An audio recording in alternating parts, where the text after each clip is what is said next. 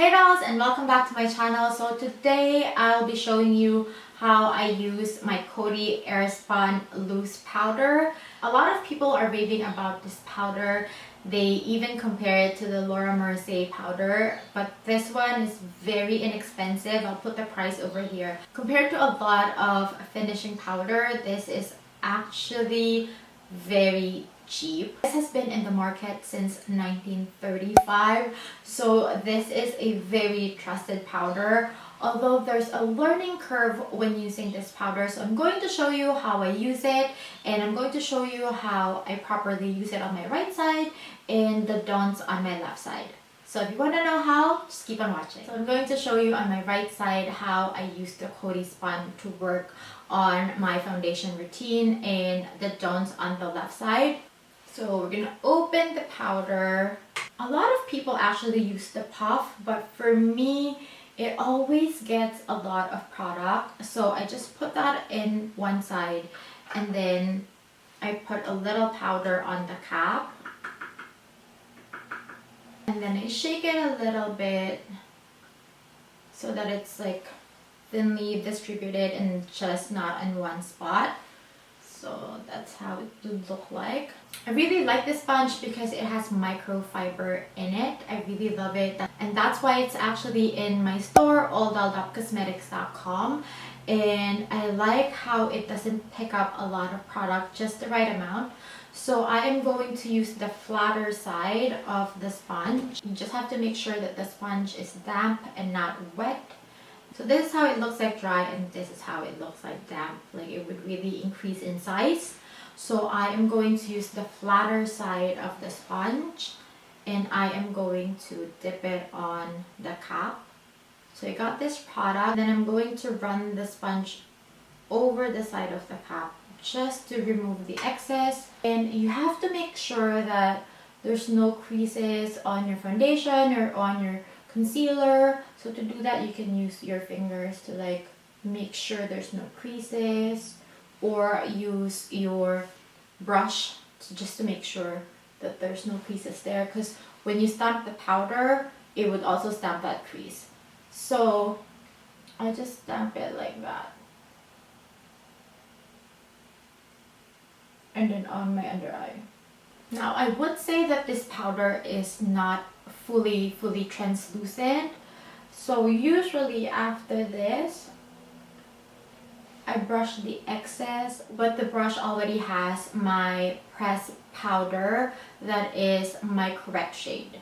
So this powder really serves as a powder that would really set your foundation in place, that wouldn't make you oily. But again, it's not fully translucent, so you really have to put your bronzer on top, your blush on top, and maybe a pressed powder that is your skin tone color, to just make sure you don't have like this white, not a white cast, but it would change your foundation shade a little bit. It would change it to a slightly light shade, so you also have to make sure that you cover it a little bit. So that's how I use it, and you can see how smooth my face looks like. Like you can see the texture over here, but you can see how smooth this part is. So that's the first layer. Usually I go 2 layers just to make sure I wouldn't go oily, and just to make sure that the foundation would stay on my face for a longer time.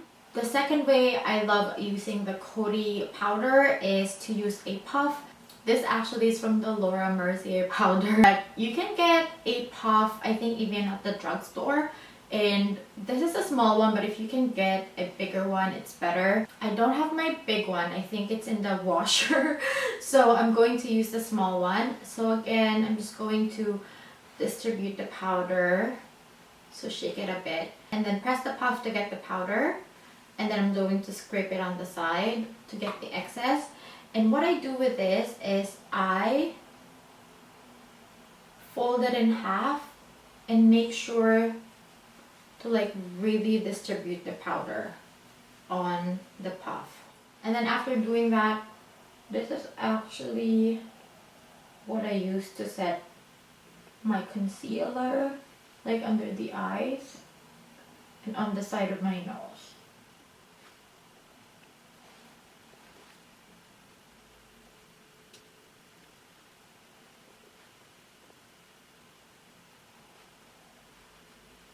And you can really see the difference, right? Now I have two coats. Actually, I'm gonna put it all over my face as well, so we have the two coats of powder.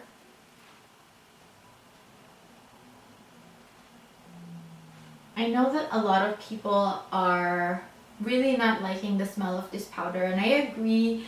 It has this kind of like an old scent to it, but the scent actually goes away after a few minutes, so you don't have to worry about your face smelling like that forever. It would dissipate in a few minutes, so don't worry about the scent. So I'm going heavily here on my second coat.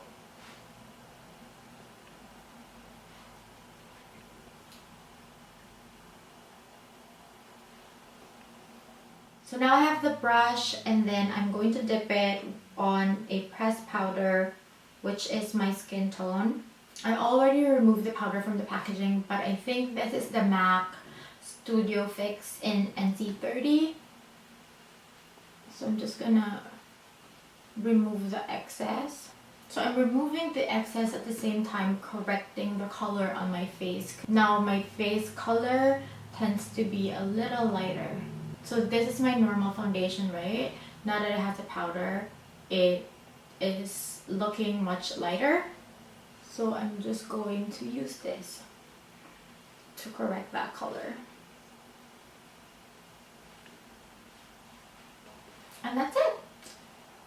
So see how smooth looking this is. It even hid the texture on my cheeks, and this would make your foundation last really long.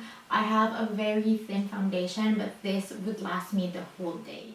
Now this is what you shouldn't do with your Coty powder. You shouldn't use a brush to deliver it onto your face. Since the Coty powder is really drying and really seal your foundation really fast, you don't want to use a brush because the brush doesn't really distribute this product well. It could be like spotty. So I'm going to show you if I use a brush.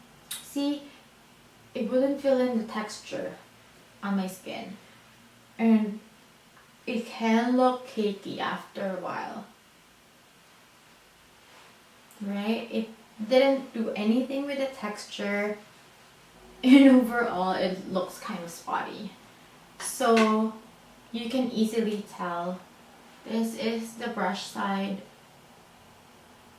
and this is the one with the sponge. This one is very smooth.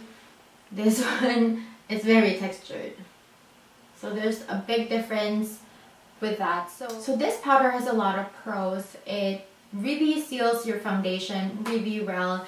It makes your foundation last longer. The only downside is that first, it has a very strong smell, and second, it can dry your skin, and it can alter the shade of your foundation a shade lighter. So you always have to put a pressed powder with your skin tone so that you can correct that. Or if you're going to put on your bronzer, that can correct that too. So I'm going to finish my makeup, and then I'm going to show you the difference between the two sides. So I finished my makeup, and you can see on my right side, like the products are very evenly distributed on top of the powder, like even my highlight. And the powder really helped in hiding the texture on my skin. On the left side, I use the same brush, I use the same product, but you can really see the texture on my skin, and it's really hard to blend out my highlighter.